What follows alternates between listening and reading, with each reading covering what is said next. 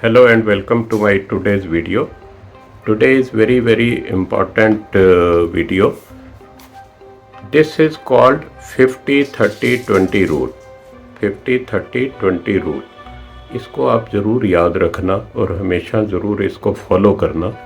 अगर आप इस रूल को फॉलो करेंगे तो आपको ज़िंदगी भर कभी पैसे की मॉनेटरी या फाइनेंशियल कोई प्रॉब्लम्स नहीं आएंगी, क्योंकि आप जानते हैं अगर बजट बना के कोई काम किया जाए, प्लानिंग से काम किया जाए तो प्रॉब्लम कम आती हैं।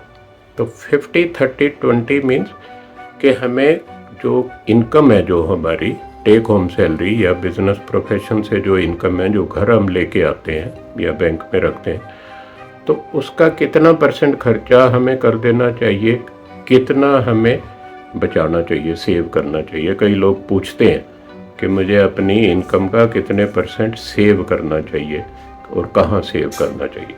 तो ये 50-30-20 फार्मूला है। 50% of your income should be spent on needs. Needs होती हैं घर की ज़रूरतें, किचन के खर्चे, फ्यूल का खर्चा, बच्चों की फ़ीस, बच्चों के यूनिफॉर्म और बुक्स वगैरह, अपने कपड़े खरीद के ले आने, ऑफिस जाना तो ऑफिस जाने की ज़रूरतें जो हैं नीड्स हैं 50%। If your income is 1 lakh per month, so then you should spend 50,000 up to 50,000 on these needs.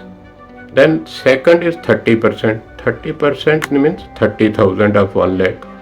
So that can be spent on the wants or desires. हर एक को होता है ना कि मैं नया फ़ोन लूँ, आईफोन ले लूँ, बाइक नया ले लूँ या कार अपग्रेड कर लूँ, घूमने चले जाएं, पार्टी कर लें, तो उसके लिए लिमिट है 30,000, 30% of your take home salary, take home income.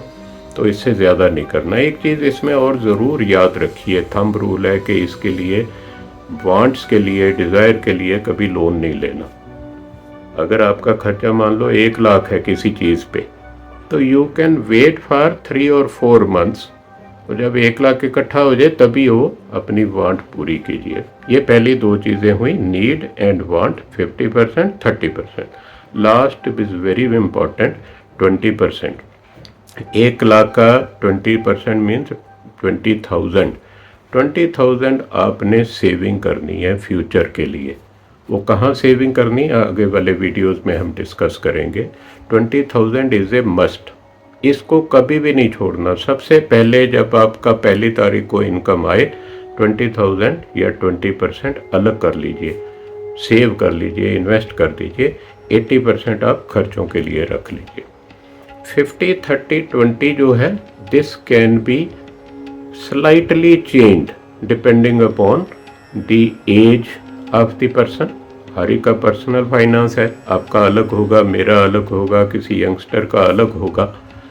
तो वो कैसे, 2 एग्जांपल लेता हूँ इसको एक्सप्लेन करने के लिए। जैसे कोई यंगस्टर है, 20s में उसकी इनकम आनी शुरू हो गई अच्छी, पेरेंट्स के पास रहता है, मैरिज नहीं हुई, या लड़की है पेरेंट्स के पास रहती है, अभी मैरिज नहीं हुई, तो उसकी नीड्स हो सकती हैं 0 हो। नीड्स मीन्स घर का खर्चा पेरेंट्स कर रहे हैं, तो जो बाकी जो पैसा बच गया उसको वो 50-50 कर सकता है। 50% on needs, on wants and 50% on investment. इसको कम या ज़्यादा भी कर सकते हैं। वांट्स आर कम, इफ़ ही और she can control the wants, then the major portion can be saved. That means may be 20% on wants and 80% can be saved, invested.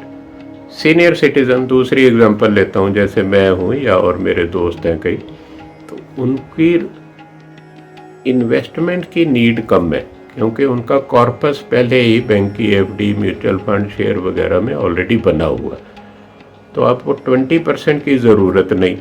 Wants भी सीनियर सिटीज़न की कम हो जाती हैं। घूमने जाना कभी कभी तो ज़रूर जाते हैं सारे लोग, डिपेंडिंग अपॉन दी हेल्थ। अगर आपकी हेल्थ अच्छी है तो बिल्कुल 30% रखिए, घूमिए, तभी सेहत भी ठीक रहेगी, मूड भी ठीक रहेगा। जो 50% नीड्स वाला पार्ट है, वो तो हर एक को ज़रूरत है। उनके कुछ खर्चे कम हो जाते हैं, क्योंकि बच्चों पे खर्चा नहीं कर रहे, बच्चे अलग से कमाई कर रहे हैं। तो this can B changed. The formula 50-30-20 can be changed for senior citizens also. For example, I can give you one example. Needs can be 40%. He doesn't need any investment. 10% मान लीजिए इन्वेस्टमेंट करे, सेविंग भी करता रहे, तो बाकी का जो बचा है पैसा वो कहीं घूमने चले जाएं अगर उसको लगा है से ठीक है, तो दिस कैन बी चेंज.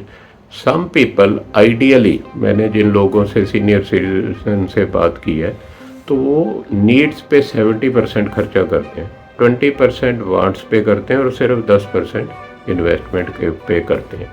तो पर्सनल फाइनेंस है, आपका फाइनेंस, आपका बजट अलग हो सकता है, मेरा अलग हो सकता है. तो depending upon the requirement 50-30-20 can be change.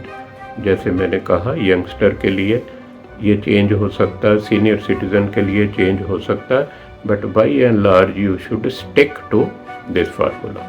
Hope this is clear. If you have any question please write in the comment. अगर आपका कोई डिफरेंट व्यू हो तो कमेंट में लिखिए, ताकि देखने वालों को वो भी समझ में आए, वो अपना कमेंट भी करें. और आपस में कमेंट करने से, शेयर करने से पता लगेगा कि आइडियली क्या होना चाहिए, दूसरे लोग क्या कर रहे हैं और मैं क्या कर रहा हूँ. तो ये वीडियो अगर आपको अच्छा लगा हो, अपने दोस्तों के साथ भी शेयर कीजिए. इस चैनल को अगर आपने सब्सक्राइब नहीं किया तो सब्सक्राइब ही कर दीजिए. All right, wait for my next video on personal finance. Thank you.